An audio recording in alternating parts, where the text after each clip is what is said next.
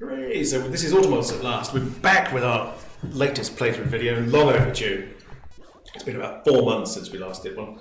So this is where we are right now. This is one of the latest versions. This is version 17. We got our friend Greg with us today. Hello. I've worked with these guys briefly, and I've seen an old version of this, but it's been very old. Yeah, it's been. So this will give you some sort of idea of where you can go at the moment. Lots of storage around here. We've got loads of basic robots going crazy with the farming. I have never seen this many robots on screen, by the way. The most I ever got to was like. But the guy at this level, Coloxlo, he has 800 and something or 900. Wow. This one's 517. Technical question: how does that handle? Like, I mean, I saw you pan out earlier, and it seemed to run smoothly. I mean, yeah, it's not too bad. The rendering's not the problem; it's the processing of all the stuff going on. And Aaron's been optimizing that. No, that's very cool. That's very impressive. So you see, look, it's got a little option going on down here. So you've got apples, and the apples you can use to make apple pies, or just certain. That's new to me. Also, stone paths. I was going to say the stone paths. Yep. Do you build them by hand, or do you draw in an area? You draw a line. We'll show that. So the idea being, the hardest thing of all is to try and get that balance between things that you treat it in a sort of crafty, Minecrafty, build a toy set kind of way. I should put some walls in, put this in, put that in, and you forget yourself that it's about automation. Yes. So trying to keep that balance is the important thing. Really? So these are the folk. These lie around. These are just the dudes lying around the nature. Yes, so do you have a name for them? Just folk. They need a proper name at some point. Slugger beds. So they're just sort of hanging around. So the general gist is going to be, because we don't want to combat focus. We don't want any of that sort of stuff. What is that? Is that a giant cow?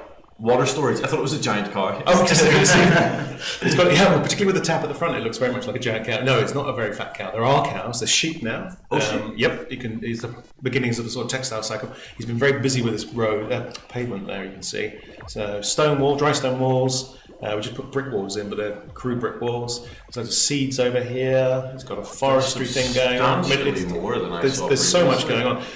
Got canoes, dugout canoes, fishing. There's a little clay processing going over there. He's got little kilns on the go. I mean, this is huge. I mean, do you have an idea roughly what size this map is?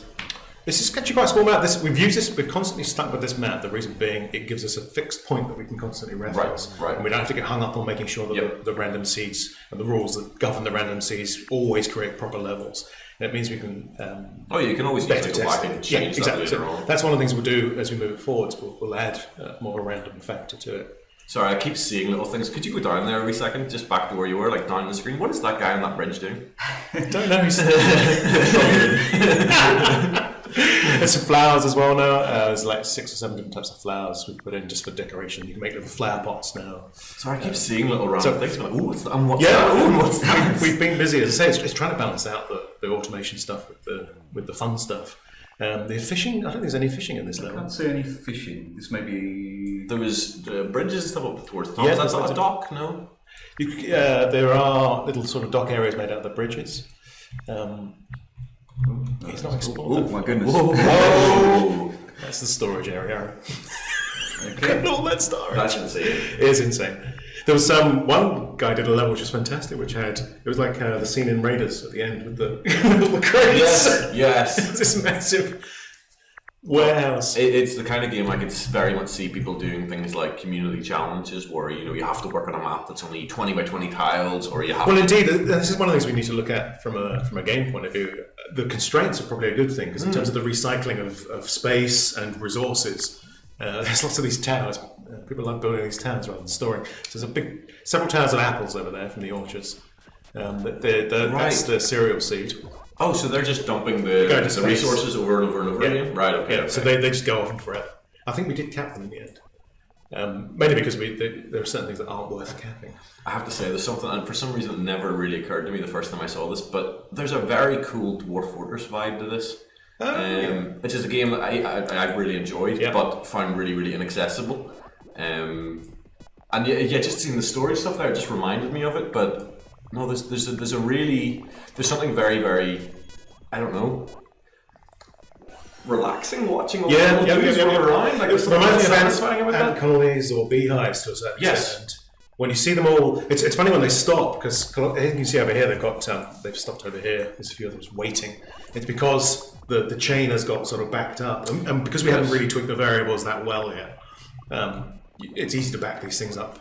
So yeah, they walk around to a halt, and it'll be something in the chain has completely messed it up. I do remember that from the brief amount of time that I played it. I do remember having that situation where I'd mess up and forget to do something, or get a guy that's part of the chain to do a different job, and suddenly my entire production grinds to a halt. Yep, exactly. So yeah, that's a sort of scale. If Aaron zooms back even further, you'll see that it's a pretty. That's just one small area of the map as well. So one of the things we're looking at having, what we know we're going to do is some sort of transportation network, so you'll be able to move things between islands and spaces. Also, the idea we found, it's certainly one of these things that has really happened, is where you'll get an area that's in the real world that's very substantial in one resource and not in another. So you need that degree of trade. That's something, that's something that will help here. So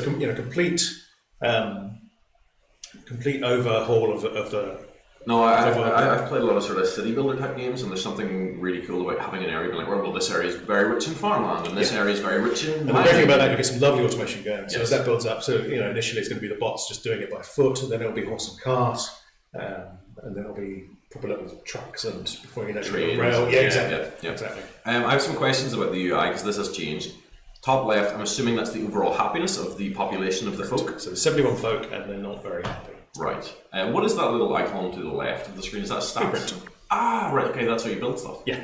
So it used to be all texty and messy. Yes. It's just these quality of life things that we address as we go.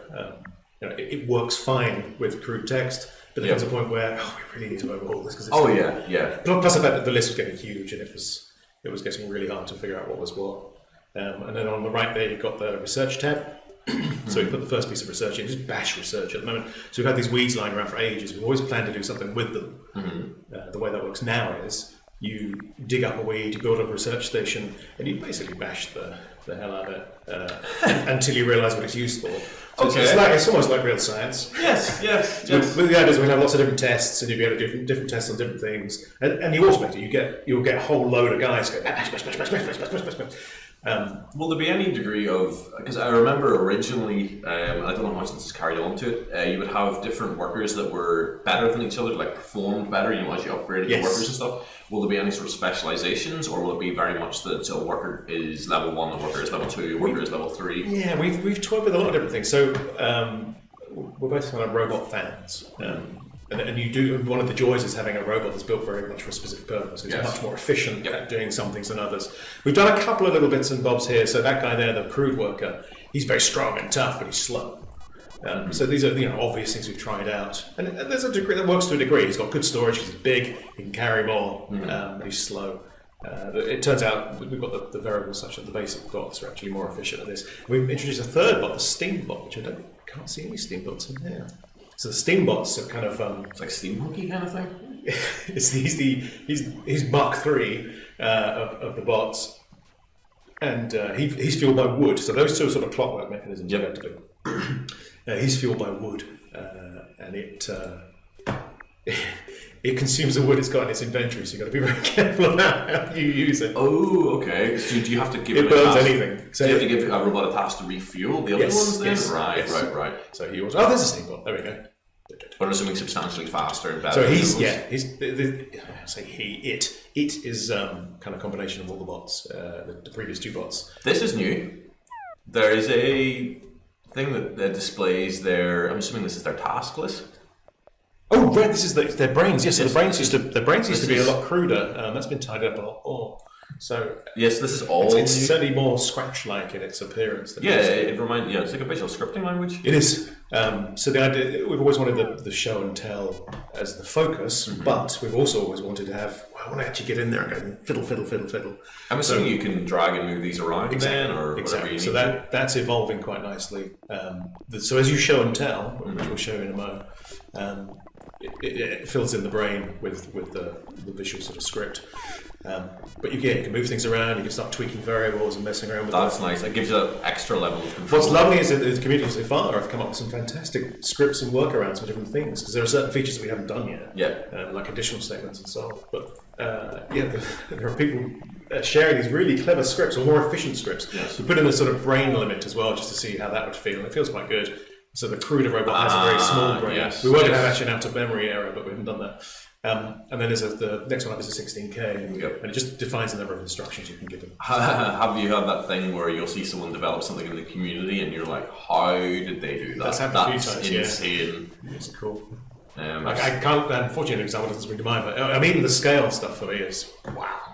And once you see it working, so when this level's at its optimum, there is everything going on. There's everyone running around, and it is just like a crazy ant farm. I'm a fan of the noise. I like noise a lot, so I like to hear all the. It's like some crazy mad lab or a clockwork toy that's going insane. I just like that nice change from like sort of ambient quiet, whenever you start the game and there's nothing happening, to almost the hustle bustle of a city. Like, it does ramp up. It is. Well, and that's certainly where we'll end up, because what we're planning for the next sort of 6-month block is to pretty much just go through the eras. So we'll be going through, we're kind of a sort of Stone Agey, slightly medievally stage. We've tried out a few other bits and bobs like Steam and so on, but not with any sort of real gusto. So the idea being that we'll evolve through time as we go, and we'll start increasing the sort of the automated properties of each thing. So farming will get richer. There'll be things like even something as simple as boring in the real world as crop rotation suddenly becomes interesting when you've got to automate the whole thing. So we're going to involve that. There'll be textile mills, which will be great. So they have weaving and dyeing. We've got some crude stuff in the moment for wool. Are you still planning to do stuff with the folk? Like originally the plan was that you could sell cakes and you could like build up like towns. Sort of, yeah. But the thing we took out from the old prototype is money, and that's one of the best things we ever did, I think. I noticed that. So there's no more random truck turns up. No, but we learned a lot from doing that. So there are elements to that where the limitations and the cycles were really good for different things. So the truck had about 3 or 4 different cycles. One was regular, one was leaving whenever it was full, one was turning up on a regular basis and leaving on a regular basis. And all these things had different effects. So we learned there's some fun stuff you could do with that. But the folk, it's one of these things where currency in theory is one of these things we'll introduce as a concept, and then suddenly you're messing up their entire life. Because the aim we're going for is that you teach them the meaning of life. Ah, okay. So the meaning of life could end up being this. It's still got to go through automation, so you have this automated process. But the idea being that, in theory, there's quite a few branches of meaning of life that you could end up with. So you could end up with some dystopian hellish landscape at the end of the film? I don't see why not, but I can certainly, when you've been playing it, you can certainly see how it goes in certain directions. There's a guy who set up little camps, which had a slightly disturbing feel to it. He set up, one of the camps had just the water-based porridge, one had milk-based porridge, one had apple pies, and there was kind of like a class system going on. The fact that it allows that level of really cool. customization's amazing. Yeah. I can only imagine the level, as this game develops, the level of creativity that people are allowed to do. It's my favorite kind of game that you can sit down and very much do your own thing. It's almost developing a game within a game. Something like that, yeah. As I said, we've avoided things like conflict just because when you're playing it, the fun is from the automating. And I can see there will definitely be some fun to be had automating armies and defences and whatnot. But the actual automation, these sort of mundane problems of the real world are where it gets fun. It's the same with the folk. You don't really want them doing anything. They need to be the point of focus for the automation. Yes. So we've got this whole idea of they'll have demands and needs. So there's obvious ones like food and shelter, which we've got in basics in the moment, but they'll get used to these things and they'll want more. And their taste, as it were, will grow and develop, and it's like, well, I need more stuff. And so you're creating a rod for your own back. So the more efficiently you automate the system, the more they're going to want stuff, which means the more you'll need to automate. I like that. I like that idea that your people become so sophisticated that we demand silk. When you're like, I've broken that because I took that apart. It's some sericulture, so you're going to get some silkworms. Exactly. So there's all these cool things that you end up building up, and it's your own fault because we leave them. I like the way we leave them lying around. We leave them lying around in the wild, naked, doing nothing, just sitting there. They've got no gender. They don't do nothing. They just sit there doing nothing. They're perfectly happy. Of course, as soon as you give them a house, they're like, "Ooh, house." I like the way you almost are. It is. I mean, it's a parallel to like human civilization, but I like the idea that technology then almost develops culture. You know, they develop things that they want, and then culture in some respects feeds it back into the technology. So I have a question. Yeah. Will you be doing anything like random events or disasters? Definitely, but See, the thing is, I was thinking about it myself, and I was like, that could be fun, but it could also end up just being annoying and frustrating if you lose a key part. I'm cautious about. We had some talks about how we might do, because the same with the conflict thing. It's not the morality of it so much as just from a game point of view. It's a bit black and white, and it would be nice to have something that I have, because it's awful when stuff gets wiped out, particularly as we're developing this as we go. The save games don't always maintain themselves as well.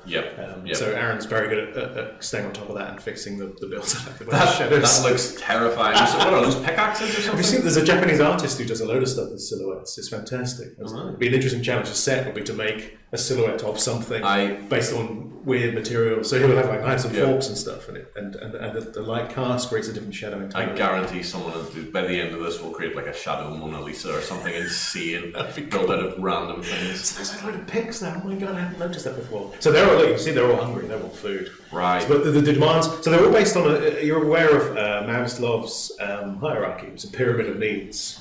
Yes, very, very, very vaguely. I am no expert. These are things I've learned from looking through this. But that's quite cool. So you've got your basic needs at the bottom. They work into different tiers of psychological and so on and so on and so on. So there will come a point where we'll have art and literature, and we'll have little bots doing sculpture and painting, because there's a need and a demand for this stuff. Because the people grow more sophisticated, but you've got to start with the basics like food and warmth and shelter. Yes. I don't know how we're going to deal with procreation of the folk yet in terms of expanding them, whether we'll just have a fixed number or whether we'll allow them to procreate by putting two of them in a house. Because they are genderless at the moment. I just love the idea that eventually you'll have, culture and art and philosophy and little folk having existential crises. I think it'd be cool. And the great thing is, we'll be trying to figure out what they want and what do they need. So sometimes I think they'll be specific. It'll be like, I'm hungry. Yes. I want apple pie. Why did I ever give you that apple pie? Right, okay, I've got that. I've got the process of that. That's fine. I can order 5 apple pies. I've got an automated system that makes apple pies. But then we could do wrinkles like, I've heard of pumpkin, so I want pumpkin pie. Yes. I don't have any pumpkin pie manufacturing process. Right, I'll just pull apart my apple pie manufacturing, or I'll duplicate it and make a pumpkin version, and so on. So there's loads of lovely little wrinkles you can do like that. And the houses will get bigger. They'll want things in their houses. There's all these fun little aspects we can do, almost like a toy set, a doll set, but they're demanding. Also, they're a bit like children. They're a bit needy. But you can do things like there'll be fun things like you could have one guy who's I want a party, and it'd be like, I'm going to arrange a party. So you could do things like, I want a band, I want this, I want that. So you'd have to get your orchestra together. You may have to get a bus together to pick up all his mates. There's all these weird little things you'd have to automate that would be really quite fun little puzzles to figure out how it's going to work. And also having the guys dotted around. How do I get those people on that island? So how do you move them? They don't move themselves. You pick them up at the moment. I've done some sketches we did of little guys in the back of horse and carriage and so on. They're really happy because they're having a ride. But so they don't do anything. The point is they're utterly feckless, which makes the automation all the more important, because if they could do anything, the automation would have less value. But because they can't do anything apart from want, it suddenly becomes much more interesting. So you have to learn. You could do everything in theory by yourself, which would be insane. You'd just never be able to keep up. Oh yeah. Well, I mean, you can do all the things the robots can do. Correct.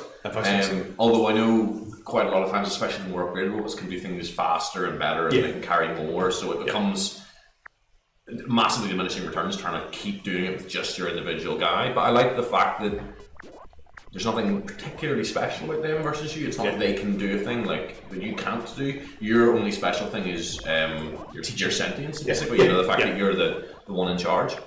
Yeah. So that's a more evolved level. That's only a portion of A level as well. I do. Whenever you're talking about this, I mean, there's so many ways you could take this. You could pick any aspect of any of the things we talked about and massively develop it. It was a bit, I have to confess, it was a bit paralysing at first, but we sort of just like, look, let's just pick one of these things, or settle one of these things. How do you even pick which aspect to focus on? Because obviously, like I said, the culture, art, technology, and there's different types of technology and commerce. Yeah, and also in terms of that realism, you're trying to look at the point of view, where does it tip from being a boring thing to do and I want to automate it? Yes. So, for example, one of the best things we did, one of the greatest moments is when people realise there's initial sort of, I have to wind them up because they've run out of steam. That's rubbish. I don't want to keep... and then someone twigs, hold on, this is a game about automating boring things. Yep. I've got this sussed. So they'll figure out they need to put another bot to wind up the other bots. And then that one runs out and they're like, oh, I've got it. So there's a lovely double whammy of, I'll get a bot to wind up the bots. They can keep it winding each other up. So there'll always be someone to wind each other up. And you have kind of enough of a system, a cycle working. So that's the hardest thing of all, is try and figure out how deep the cycle runs, how realistic the cycle gets. Oh, it just seems like it could get so big and so complicated so fast. Yeah. And in a good way, don't get me wrong, but like, I can just imagine the headspace of trying to be like, right, okay, I've got this and I need this to do this. Oh, if I do this guy, he can automate that. Well, we did this. We've got. I'll have to share them actually on the site. We've got sort of not really a tech tree, but a flow through of how there's like a little folk says, I'm hungry and I want cake. And you're like, whoa, why did I ever give them cake? Now they understand cake. And you're thinking about, how the hell am I going to make cake? And it's not just making a cake, you've got to automate the whole process of making cake. You have to make multiple cakes. Which is great. So you start getting into these realms of, well, I need fat and sugar, or some sort of sugar, so you need honey, so you've got honey and eggs and fat. So we've got butter making in. Actually, if you call it the blueprint, a quick idea of some of the stuff. So that's the cereal hammer, but it's actually a threshing machine. That separates the straw. I was going to say, what is threshing? Well, so that separates, it's cool. It separates the seed from the straw. So you can use the straw for things like making straw hats. I've got loads of hats now. I think this game would teach me about agriculture because I know very little about it. I had no interest in this sort of stuff before, but since we're researching it, it's got really interesting. So we've got a windmill there for and that's powered just by wind at the moment. We've got plans for a water mill with a proper little, we've done a little mechanical model. It's not that they physically work, they just will physically look like they're working. It's just cool. So you've got the water powering through the water mill and little pistons going down and crushing it. I mean, it's not a physics simulation. I mean, no, exactly. But I love the fact that it's very physical. The windmill, there's a nice ambient effect to it. And again, you start the game, everything's quite plain, and there's not much movement, there's not much life, and suddenly as you build up this, you have hundreds of robots. And that's the thing we've not figured out perfectly yet, but I think it's going to be a straightforward thing to figure out, because there's so many ways of doing it, is that flow and structure and evolution. How does it evolve? What do you get first? Because at the moment you've got everything. There's a porridge pot, there's a butter churn, there's a kitchen table which we use as a sort of focal point for making pies. It makes sense. There's a crude oven there, fire basically. Sorry, so is this the research you were talking about?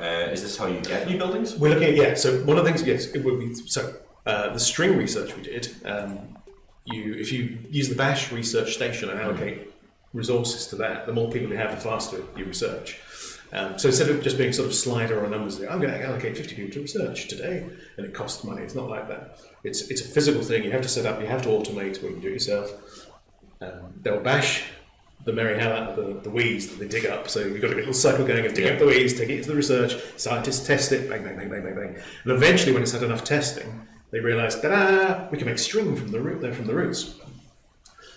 So that unlocks a piece of technology, a blueprint.